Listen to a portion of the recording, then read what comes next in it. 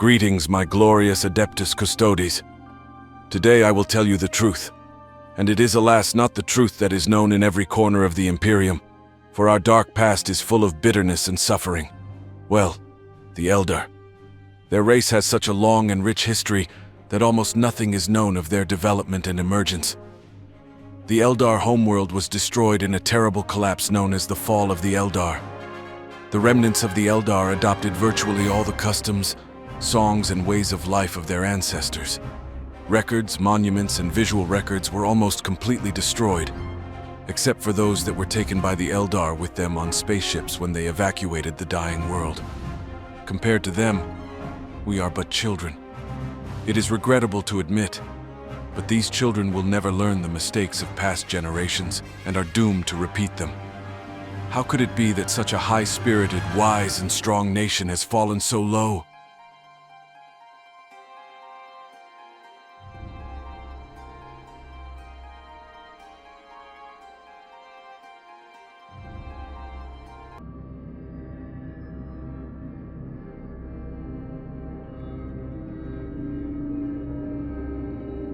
Long before mankind began to emerge from the caves to search for prey, the Eldar were already rightfully considered the most powerful race in the galaxy. However, such power also has its consequences. Hubris. It was hubris that took hold of the minds of tens of millions of Eldar. All this led to a monstrous cataclysm, which with a terrible cry spread throughout the galaxy. The history of this people is long and complicated, so confusing that in fact, nothing is known about their evolution, the first exploration of space, and the first conquests. It is unclear what exactly is responsible for this historical failure. Many believe that the event known as the Fall is to blame. Everything that came before that has long since been forgotten and lost. Only miraculously preserved myths and legends can briefly recount the former greatness of the Eldar. The Eldar race was split into pieces. Now these pitiful crumbs of a once mighty people are on the brink of extinction. But they continue to battle the horrors of the universe, adhering to brutal ritual disciplines and honing their fighting skills. They fled aboard their world ships, giant starships the size of planets, and began to call themselves Azurians. But even in spite of their small numbers and fragmentation, the Eldar remain a deadly and highly evolved enemy that everyone fears for good reason.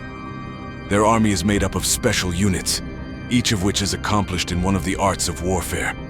It is believed that if all parts of the Eldar army somehow begin to act together, no one will even have doubts in their complete victory. The Eldar are physiologically similar to humans, but usually taller and slimmer, with elongated faces and pointed ears. Thanks to their metabolism, which is much faster than that of humans, the Eldar have excellent agility and endurance, and their more perfect nervous and cardiovascular systems give them high reaction speed.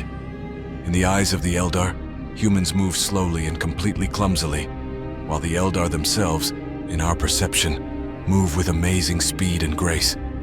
Another important difference between the Eldar and humans is their lifespan. An ordinary Eldar, if he does not die of disease, accident, or in a war in battle, can live for about 1,000 years. However, some of them can extend their lifespan to 10,000 years or more. This is all due to their well-developed psychic abilities, which also serve as the basis for Eldar technology. There are some less significant differences as well. For example, the Eldar are superior to humans mentally. This means that they feel all emotions much more acutely. But this superiority has a downside. The feelings and emotions of the Eldar accumulate. And this requires, shall we say, constant unloading to avoid overstrain and all sorts of breakdowns. One might even say that's the problem with the Eldar. For them, all of life's sensations are available to them to an exaggerated degree, be it new learning, the excitement of battle, or any other pleasure or sensation. Eldar are able to climb to the heights of success with the same ease as, and fall into the abyss of doubts and fears of failure. They can comprehend unearthly bliss, or on the contrary, experience monstrous sorrow. In other words, for them it is a gift and a curse at the same time. The Eldar once rightfully considered themselves the dominant species, for there was no one who could rival them. After the end of the war in the heavens, in which the Necrons won a complete victory, and as a result, The ancients were completely exterminated. The Eldar were ready to take the fight to these machines. But the war with the Catan had weakened the Necrons, and they realized that they could not hold out for another one. The Necrons fell into a great sleep, only to awaken when the Eldar's time was up, for flesh does not last forever. And after the Necrons hid in their tomb worlds for a full 60 million years, the galaxy was almost completely deserted. There was no one left who could threaten the peace, stability, and development of the Eldar. Millions of years ago, when the Eldar civilization was at the height of its power, the borders of their vast domains covered almost the entire galaxy. It was a marvelous time of peace and prosperity. The Eldar cities were truly a veritable utopia of beauty, of personal pleasures, and cultural achievements. The history of those marvelous days has long been forgotten and lost. Only scraps in the form of legends and legends have survived, and it is not clear whether these tales are true or embellished fiction. But despite this, the Eldar of the worlds of the ships believe in them, and try to preserve even these crumbs describing the history of the Fall. It is well known that the Eldar became a proud and arrogant people. They were sure of their complete superiority over the emerging new civilizations. Their superior technological culture and endless wealth only added fuel to the fire, feeding the already inflated egos of the Eldar. Blinded by their arrogance, none of them doubted that it would last forever. But doom came from where no one expected it. There were no world ships then, no strict spiritual restrictions. There were only hundreds of paradise worlds on which each of the Eldar pursued only their personal goals and satisfied their whims and any lusts. Having a colossal amount of resources and time, they were able to create a huge number of truly beautiful things and learn many secrets of the universe, which today have been forgotten. The Eldar never feared death, for they knew that it was not the end, but only the beginning of their journey. As they left their mortal bodies, the Elder soul sought the warp, where it would peacefully dissolve to be born again. The thing is, the warp of that time was very different from what it is now. The warp did not care about the souls of the Elder back then. Such permissiveness was poisoning the souls of all Eldar more and more. The galaxy and its wealth lay at their feet. The Elder began to believe that everything, including the galaxy, was created exclusively for them and for their sake. The entire universe existed only so that the Eldar could endlessly enjoy all the pleasures that could exist. The advanced technology of the Eldar long ago freed them from any physical labor. Society has long since learned to provide everything they need without any effort on their part. The result of this was that the Eldar devoted their lives entirely to satisfying their every desire. In their inexhaustible curiosity, many Eldar began to give in to multiple hedonistic impulses and the darkest desires. Various exotic cults began to appear on all Eldar worlds. They devoted themselves to a single esoteric knowledge or to sensual intemperance. Eldar society began to splinter as these cults gained power and influence. Those Eldar who received signs of a soon dreadful future in their dreams fled in terror to the very edge of their empire. They hoped to escape and founded their own colonies of the Gone. The first to leave were the Exodites, those who had settled on planets far from the center of the empire. Others, who would later be called the Dark Eldar, hid in personal realms within the web. And the most far-sighted among the rest sailed away on huge starships called artificial worlds or world ships. The remaining Eldar, unfortunately or fortunately, discovered the truth too late, when the civilization had already fallen into the abyss of anarchy and madness. However, they still managed to deny their worst vices and fled into open space aboard their huge world ships. However, most of the Eldar had already fallen into this abyss of the most monstrous and base desires, which soon turned into rampant obscenity. And so, brother fights brother, and the streets of the never beautiful and majestic cities have turned into a real hell, where from the darkness, sadists and killers are already tracking down new victims, all to satisfy their endless and disgusting lust. What a weakness. In this mad cycle of perversion and cruelty, no one was spared. Immorality, like a bad disease, had taken hold of almost the entire Eldar race, turning them into beasts. In their mad frenzy, they poured rivers of blood into the streets of the cities. But this was only the beginning of the end. The warp, like a sponge, nourished and multiplied all the most nightmarish thoughts and feelings of the Eldars' sick imagination. Amidst the raging psychic energies, this depravity of the Eldar took shape.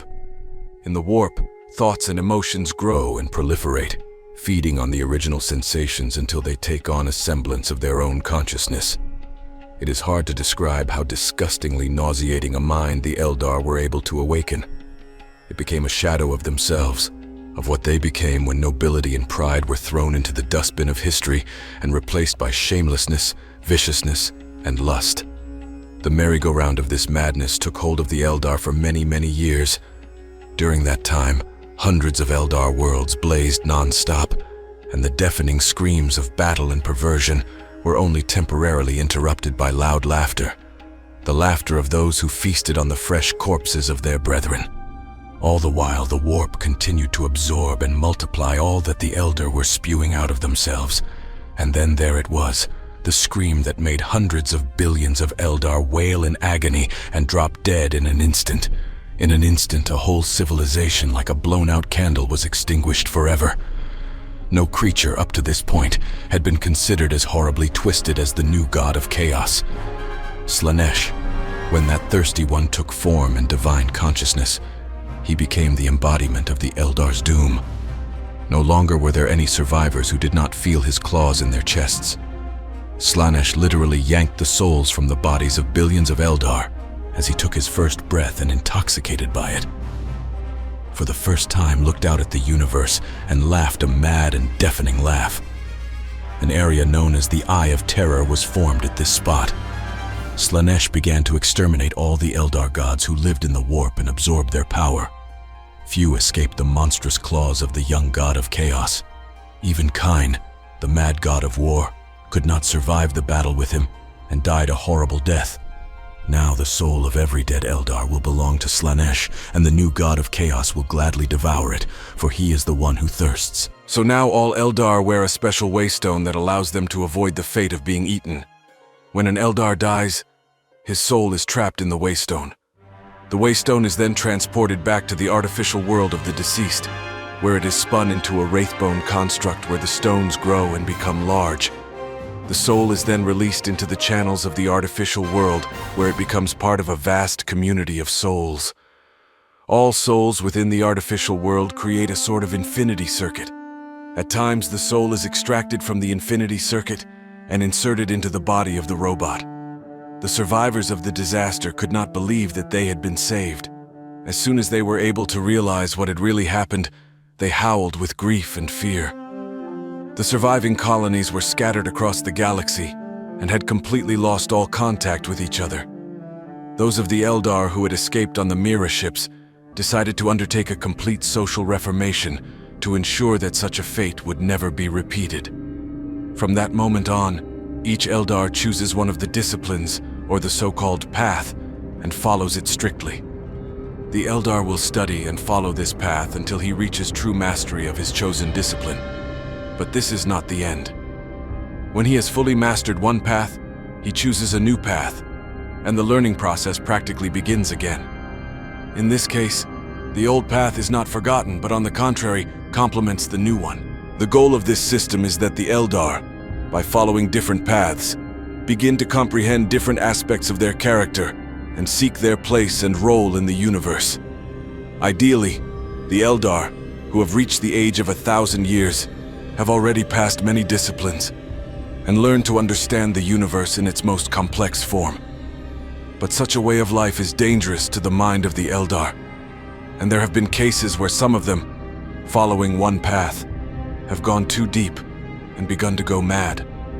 As a result, even after its completion, they could not leave the chosen path and continued to follow it until the death of the Eldar is a terrible fate they call such lost on the path. It is believed that the exact number of paths is unknown. We can only say that each discipline has its own further specializations. Now war is the only hope of salvation for the Eldar. Their enemies lack the technology, wisdom, and skills that the inhabitants of the world ships have. Their enemies are invincible only because of their numbers. Even when faced with extinction, the Eldar are not about to run from fate or surrender. This proud race does not intend to fade into oblivion, but to shine brightly again.